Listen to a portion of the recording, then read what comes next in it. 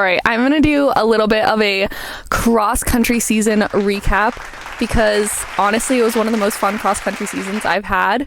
And I just want to share it with you because it was a roller coaster and it was really fun and I improved a lot and there was lots of changes in my life, so lots was going on. Here we go.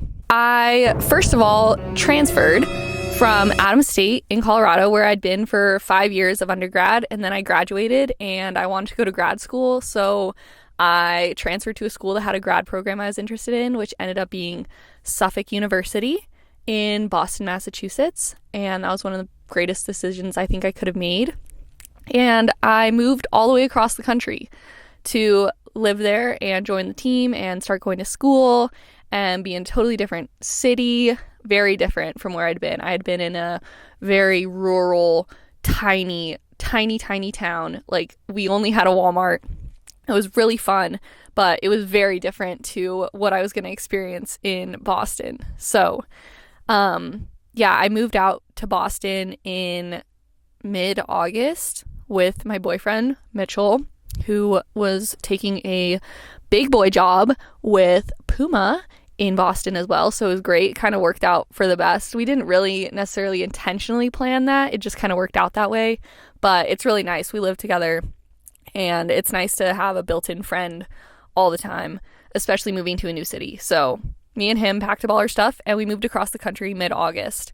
And we arrived in Boston and moved into our new apartment, which was it's kind of small, but I love it. With our 2 cats, we moved all the way across the country with 2 cats, Whiskey and Mochi. This is all just yapping, not super relevant to my cross-country season, but we'll get there eventually. So we get to Boston, and within a few days, I start practicing with the team. I meet the coach for the first time. I'd only talked to him over the phone, but I knew he was a great guy via phone calls and text messages and all that. Same with the girls.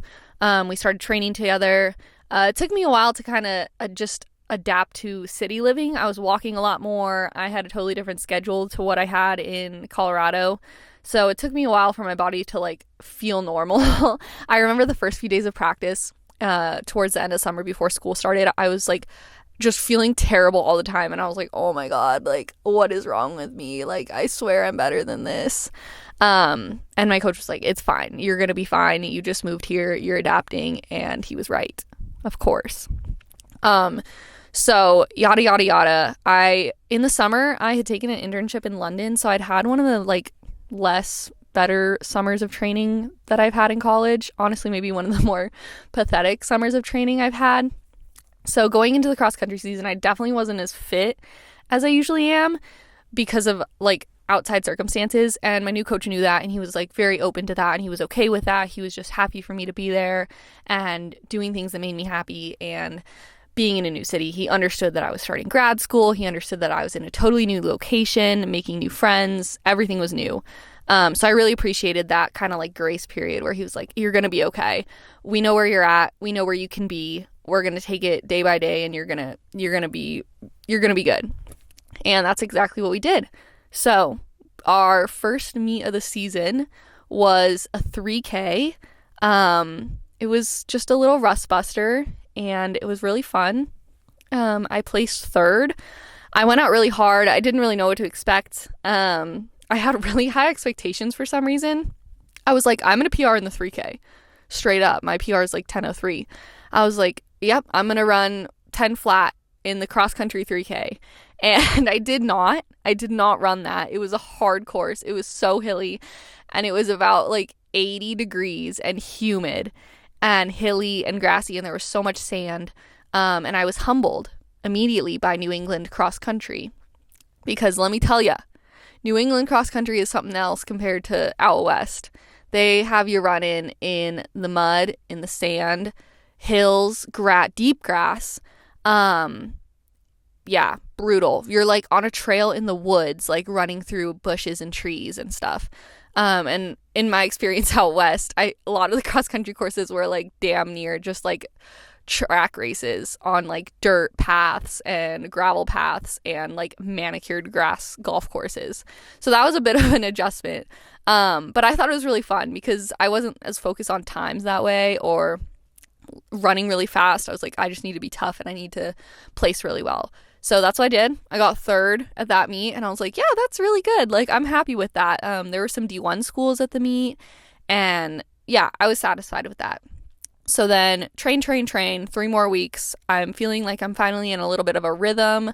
My legs still don't feel super great just because I'm walking a lot more and everything's new. And I just started classes as well right after the first race. So I'm still a little bit adjusting, right? And then we run the Wesleyan 6K cross country course, which humbled me violently humbled by that course. I went out way too fast. I thought that it was a way bigger meet. The first meet we ran was pretty small. This meet was huge in comparison. Sorry, not tiny. The first meet was tiny. Hey, you're looking and good. This one was big. A lot of good competition. I went out blazing. I don't even want to know what my first mile was, but I died so hard. It was so hilly. I swear on my everything. The whole course was uphill. I swear the whole course was uphill. There was this point where we went into the woods and I damn near thought about walking. I haven't thought about walking. Like, genuinely, I was like one step away so many times from walking that I'm surprised I didn't walk, genuinely, because no one could see me back there. I was like, no one can see me. I could do a little quick walk here. I didn't walk. I took a brief intermission to change into my running clothes for my second run of the day, which I'm about to go on after I do this. So, where was I? Right, the Wesleyan cross country meet. So I put that behind me and I moved on. But one thing I will say was after that meet, I wasn't like actually super devastated that I had done poorly, which was something new to me. And my coach was like, it's okay. Like, everyone has a bad day.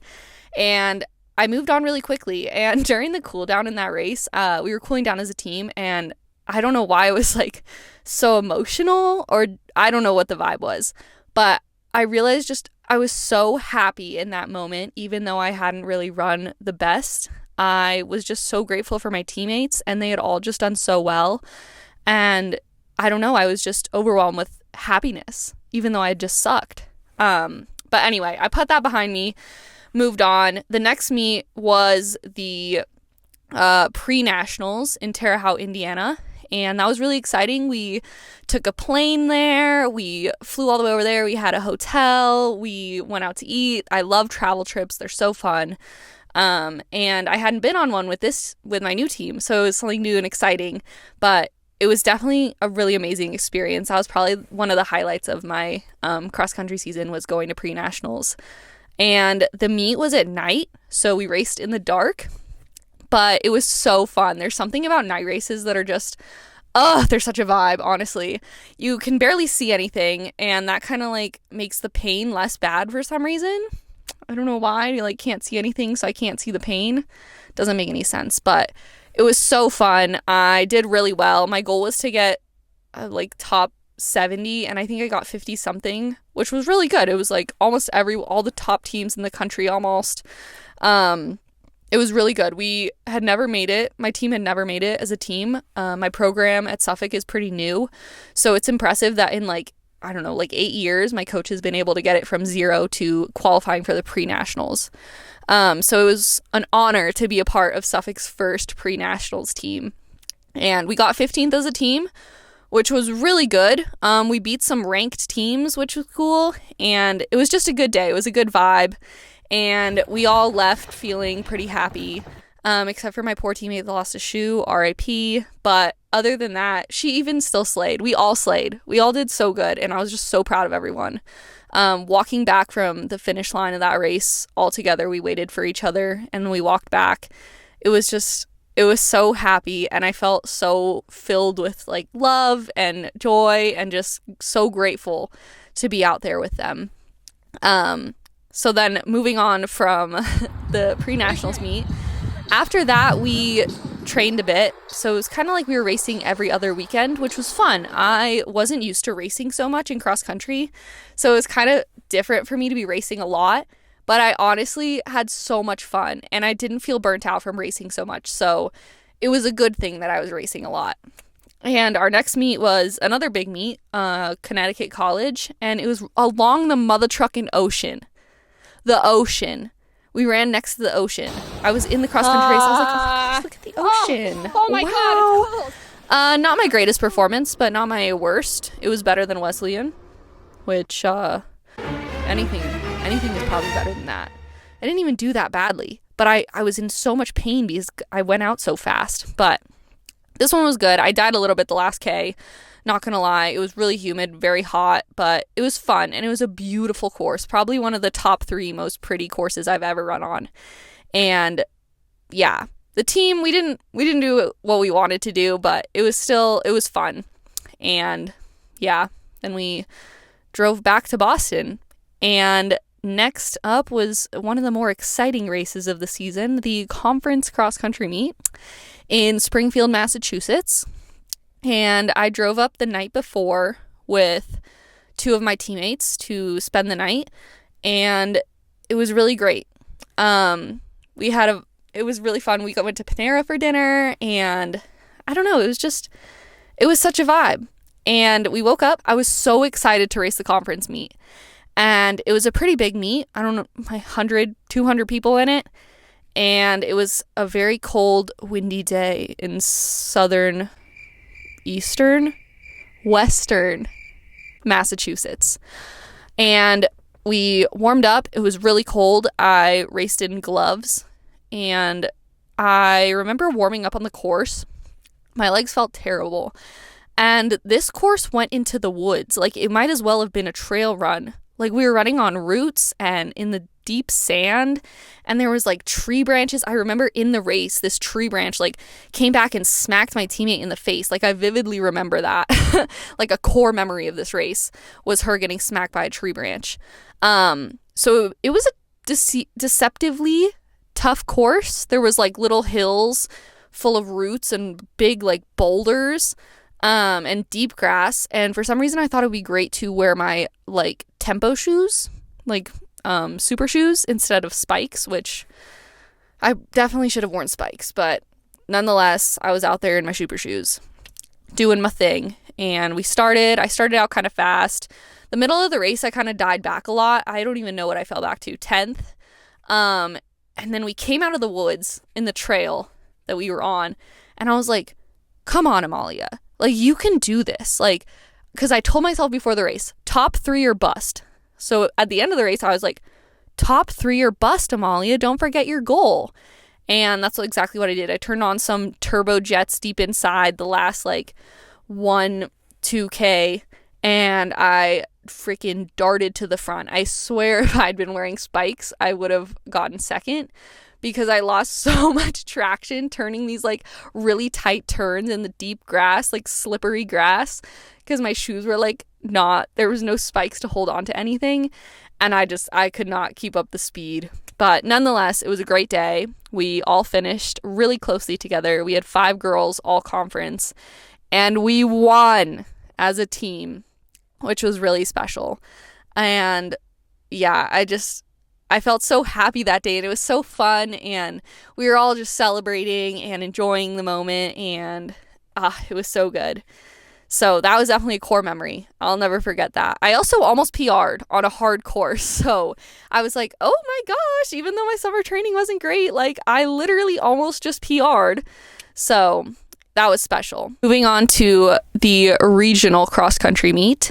Dun dun dun. I had my eyes set on the national cross country meet, and I was excited. I was ready. For the first time, I didn't feel this like overwhelming amount of pressure that like usually gets to me and I perform really badly, or I shit the bed because I'm just putting so much pressure on myself. I didn't feel that. I felt excited. I was like, this could very well be your last college cross country race, Amalia. So go out there and you need to run as hard as you can, whether you qualify for nationals or not. You need to make sure you finish this race having given it your all, because you don't want to be years from now thinking back to the one race, your last cross country race, where you didn't give it your all and you just regret it for the rest of your life. And I did exactly that. I went out hard. I kept a hard pace. I worked hard. Me and my teammate were running side by side. for a lot of the time. Things were looking good. It was going to be close no matter what place I finished. Our region is pretty stacked. There's a lot of really talented girls and teams. And I ran with my entire heart. I had nothing left when I finished that race, which was exactly what my goal was. So I finished. It was a very difficult course, a lot of big, large hills and like turns and sand, and it was really windy out there. And I didn't run a very impressive time at all, but I got 14th, and as an individual, I was 8th, and they take 7 individuals to the national cross country meet. So, what they do is they take out the team individuals from the top people, and they count just the individuals. So people not on teams would go to the national meet. So 7 of the people not on teams. And for a little while, because they wait to announce what teams had made it, I had hope, because if Bates College, who placed 3rd, was chosen to go to the national meet, I would have been swept up into 7th place as an individual, because one of their girls was ahead of me. But nonetheless, they did not make it. Sadly, for that 36 hours, I was Bates College's biggest fan. I was cheering for them. I was like, please make it to the national meet, because that means I make it to the national meet. Alas, they did not make it. Thus, I did not make it. But I don't know. I thought I would have been absolutely devastated and heartbroken. But I wasn't. I was more so happy and just so full of gratefulness and happiness and joy and love for my team and love for my new school. The camera started overheating. Oopsies. But yeah, it was a bittersweet ending, but I wouldn't have wanted to have it any other way.